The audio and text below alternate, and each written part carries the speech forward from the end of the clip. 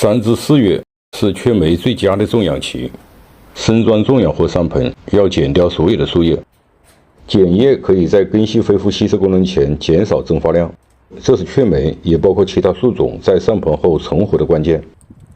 剪叶后可以看清枝干的走向，取舍的目标更加明确。除了剪枝叶，对树根也要一次修剪到位。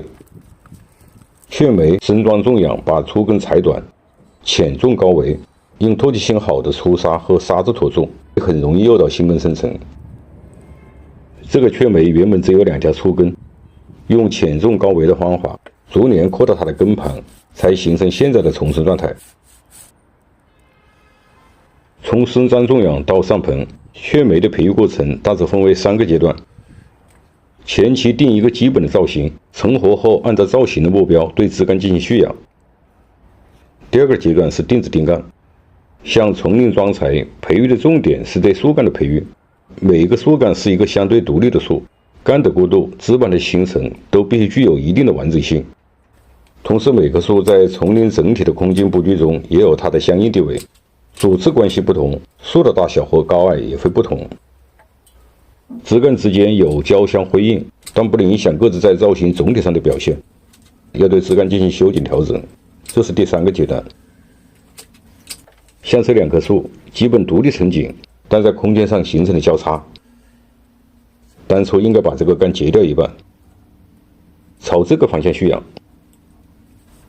像雀梅这种单水性树种，完全木质化的树干不适合开口拿弯，很难形成愈合，也会因失去水线造成失枝。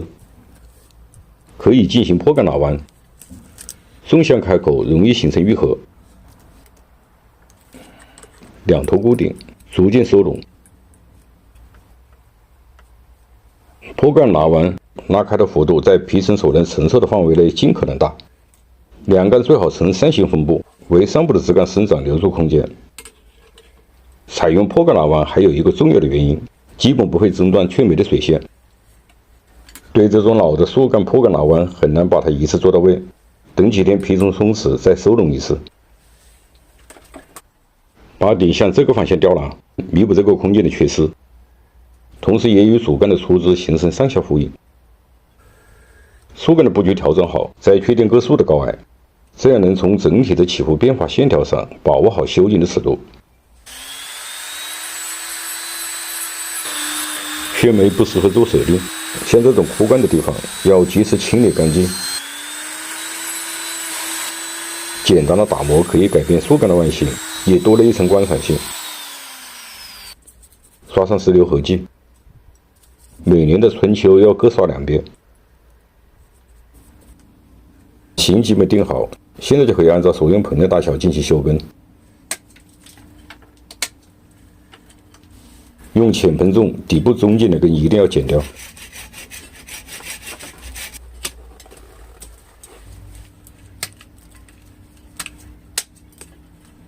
剪短可以刺激新的根系生长。雀梅不能干盆，轻则失枝，重则失干。上盆最好不要用颗粒土种，用保水性比较好的沙子土和泥炭土。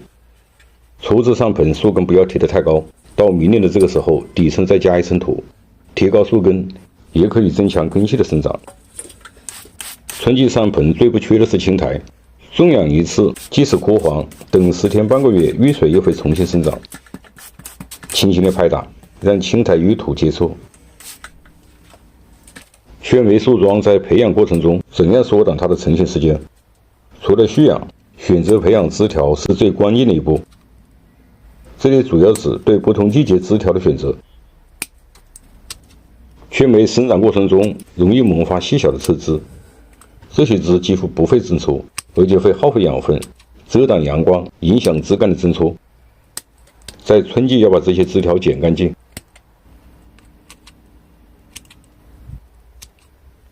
除了培育中蓄养增出的枝，要形成下一级过渡的枝，一定要把它剪短。剪的时候要预留一定的出芽长度，在春季发出来的枝条才会形成旺盛枝，实现增出。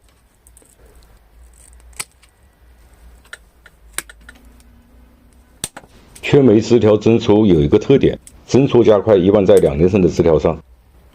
在这个阶段，枝条把末梢化，枝条的供氧通道基本形成，供氧能力强，枝条自然增熟快。